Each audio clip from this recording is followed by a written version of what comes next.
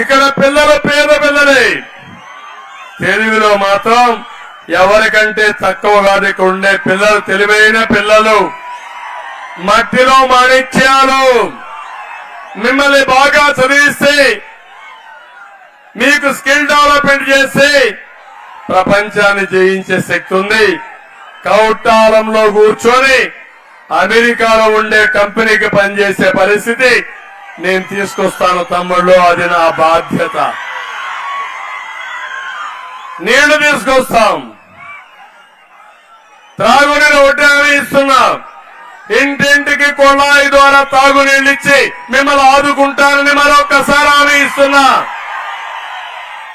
1400 కోట్లు నేను శాంక్షన్ చేస్తే అది ఇవ్వకుండా ఆటకెక్కింది. అది నా బాధ్యత, మీకు ఇస్తా. నేను ముఖ్యమంత్రి అవుతానే 3000 రూపాయల నిరుద్యోగ వృత్తి ఇచ్చే బాధ్యత నాదని మా యువతకు హామీ ఇస్తున్నా.